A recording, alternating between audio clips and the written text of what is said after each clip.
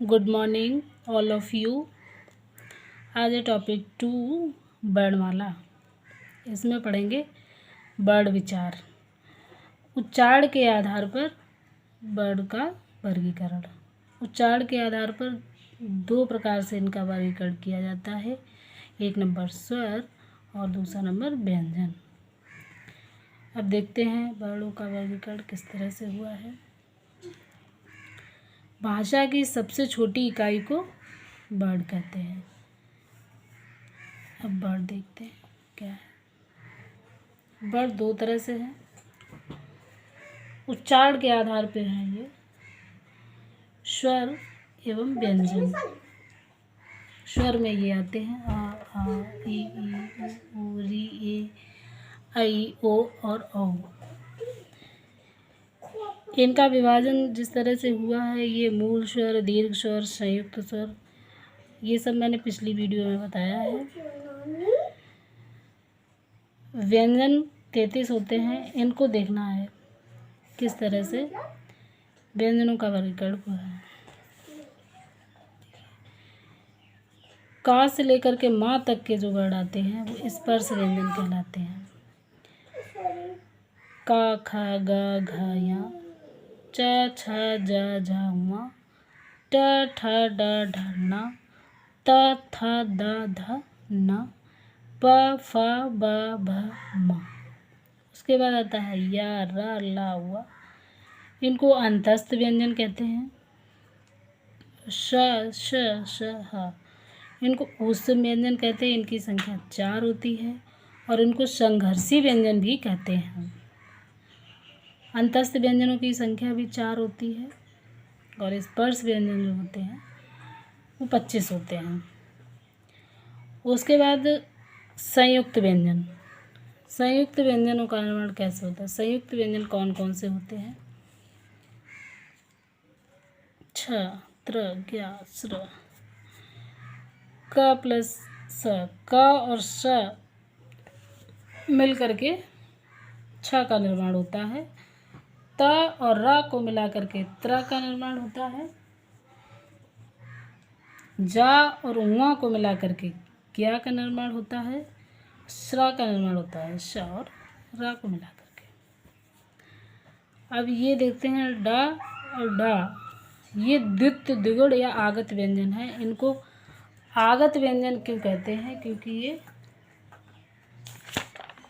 तुर्की भाषा के शब्द हैं। ये तुर्की भाषा के शब्द हैं, आए हुए शब्द। आगत मतलब बाहर से आए हुए शब्द, इसलिए इनको आगत व्यंजन कहते हैं। अब देखते हैं व्यंजनों का वर्गीकरण। उच्चारण के आधार पर एक तो होते हैं स्पर्श व्यंजन और दूसरा अंतस्थ व्यंजन, ऊष्म व्यंजन और संयुक्त व्यंजन। तो इसमें संयुक्त व्यंजन तो देख लिया है।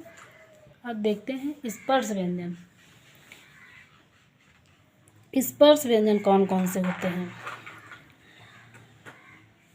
जिन वर्णों के उच्चारण में कंठ, ताल, मूर्धा, दंत, ओष्ठ आदि का प्रयोग होता है, स्पर्श व्यंजन कहलाते हैं। मूल स्पर्श व्यंजनों की संख्या 16 होती है। कुल संख्या होती है 25। अब का से लेकर के माँ तक के जो होते हैं वो स्पर्श व्यंजन कहलाते हैं।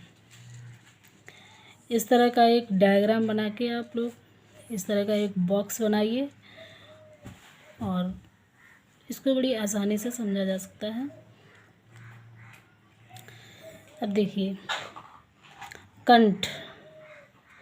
का वर्ग के जो 5 वर्ण होते हैं, का वर्ग के जो 5 व्यंजन होते हैं वो कंठ में आते हैं। का वर्ग के क, ख, ग, घ, या।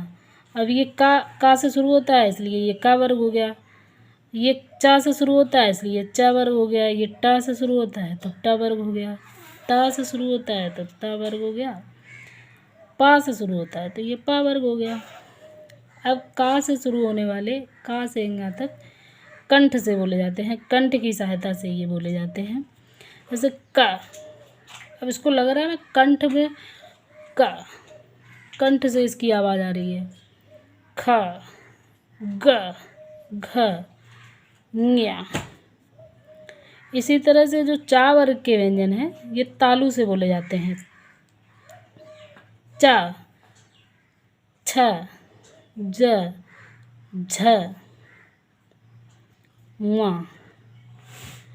टा वर्ग ये मूर्धा से बोले जाते हैं। ट, ठ। देखिए आपकी जीभ जो है ना वो मुड़ जाती है और ऊपर मूर्धा में लगती है।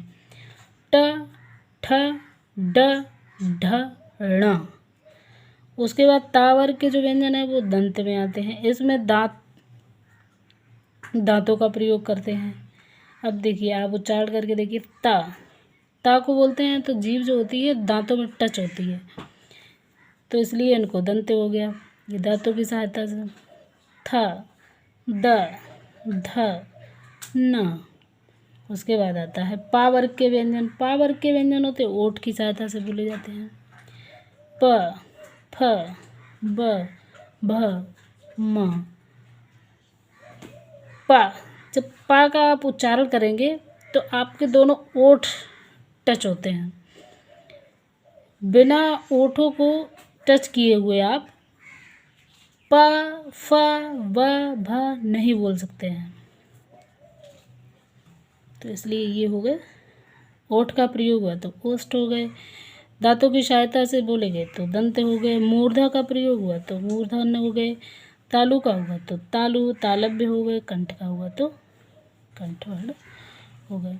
अब देखते हैं, अब ये जो पांचों होते हैं ये इनको नासिक के व्यंजन कहते हैं, क्योंकि ये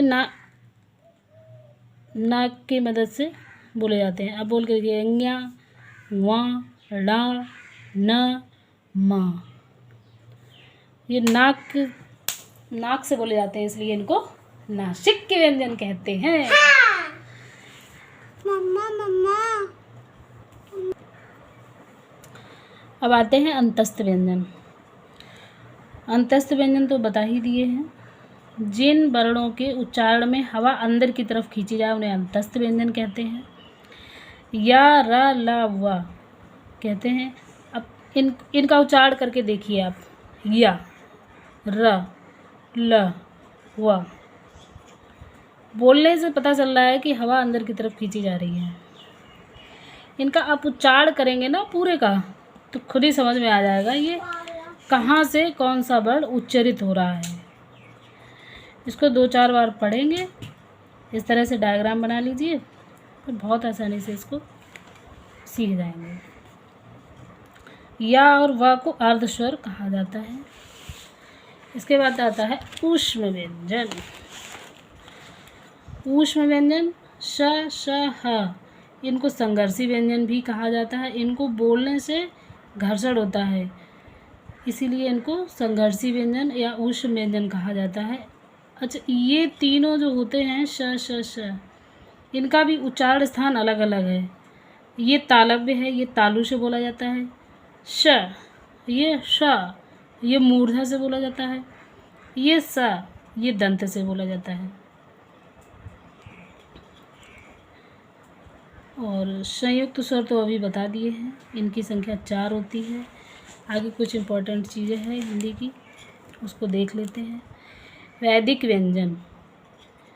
वैदिक व्यंजन का जो होता है ये वैदिक व्यंजन है। ड ये जो है ये लुंठित व्यंजन है। और हिंदी में फारसी के 5 वर्ण हैं। हिंदी में फारसी के 5 वर्ण कौन कौन से हैं? क, ख, ग, ज, फ, ये जो हैं फारसी हैं। और तुर्की भाषा के शब्द ये हैं, ये जो आगत, इसीलिए तो इनको आगत वर्ण कहा गया है, क्योंकि ये तुर्की भाषा के आए हुए शब्द हैं। अब देखिए इसको बताते हैं ज़रा, फारसी। अब इसको कैसे पता चलेगा कि ये फारसी है या फिर हिंदी का है, कहाँ पे किसका यूज होता है। जैसे फारसी में लिखा होता है, जैसे ये जा है, ये नीचे एक छोटा सा बिंदु लगा होता है, तो इसका उच्चारण भी बदल जाता है। ऐसा नॉर्मल हिंदी में बोलते हैं तो इसको ज बोलते हैं, जैसे जग, जगत। लेकिन जब ये फारसी में यूज होता है, फारसी भाषा में यूज होता है, तो इसका उच्चारण बदल जाता है। इसको बोलते हैं ज, ज, जैसे लिखते हैं ज़फ़र, गज़ल। इसी तरह से फ़ा का भी होता है, ऐसे बोलते, ऐसे नॉर्मल होता है तो फसल, फसल, फ।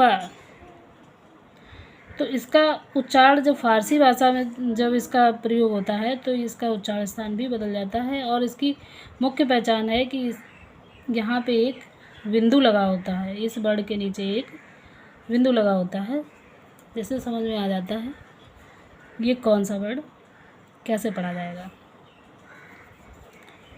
ठीक है, कैसे लगा आपको ये वर्णमाला का चैप्टर बताइएगा। अगर अच्छा लगा हो तो लाइक, कमेंट, सब्सक्राइब कर दीजिए।